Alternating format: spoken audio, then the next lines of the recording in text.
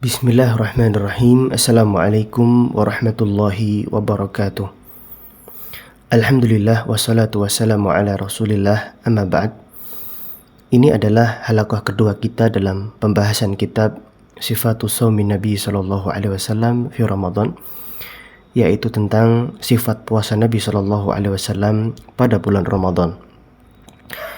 Kita belum masuk dalam pembahasan kitab.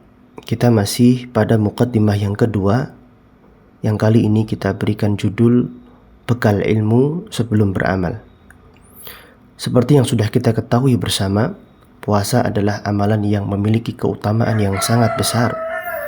Bulan Ramadan pun demikian, adalah bulan yang penuh dengan kemuliaan. Maka untuk memasuki bulan yang mulia ini, tentu kita harus punya persiapan yang matang. Bekal utama yang mesti kita siapkan dengan sebaik-baiknya adalah bekal ilmu. Berkata Ibnu Qayyim Al-Jauziyah rahimahullahu ta'ala, beliau mengatakan, Al-amilu bila ilmin kasairi bila dalilin. Orang yang beramal tanpa ilmu bagai orang yang berjalan tanpa penuntun. Kemudian guru dari Ibnu Qayyim, yaitu Syekhul Islam Ibnu Taimiyah, mengatakan, Man faraqad dalil dhalla sabil. Siapa yang terpisah dari penuntun jalannya, dhalla sabil, maka tentu ia akan tersesat. Wala dalila illa bima jaa bihir rasul. Tidak ada penuntun yang terbaik bagi kita selain dengan mengikuti ajaran Rasul sallallahu alaihi wasallam. Hasan Al-Basri juga mengatakan, Al-amilu ala ghairi ilmin kasaliki ala ghairi tariq. Beliau mengatakan kepada kita, orang yang beramal tanpa ilmu seperti orang yang berjalan bukan pada jalan yang sebenarnya.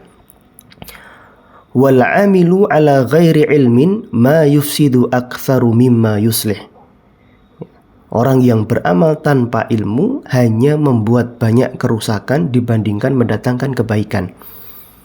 Ya, para ulama kita yang kita bacakan ini, mereka memberikan perumpamaan, orang kalau tidak punya bekal ilmu sebelum beramal itu laksana lewat ke sebuah tempat atau menuju ke sebuah tempat yang baru, tapi dia tidak punya penuntun jalan. Ya, misalnya kita mau ke Surabaya yang tadinya harus lewat Cepu, malah lewat Ngawen. Nah, seperti itu ya. Jadi Masya Allah, perumpamaan ini sangat indah sekali. Umar bin Abdul Aziz juga pernah berkata, Man abadallaha bi ghairi ilmin kana ma yufsidu aktsara mimma yuslih.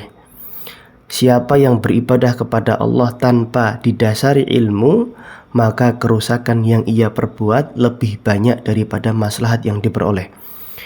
Ini disampaikan dalam Majmu' Fatawa karya Syekhul Islam Ibnu Taimiyah.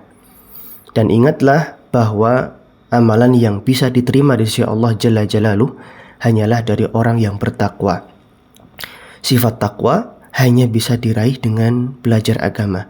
Sebagaimana Allah Subhanahu wa taala berfirman di dalam surah Al-Maidah ayat 27, Allah Subhanahu wa taala berfirman, A'udzubillahi minasyaitonirrajim, Innama yataqabbalullahu minal muttaqin. Sesungguhnya Allah hanya menerima dari orang-orang yang bertakwa.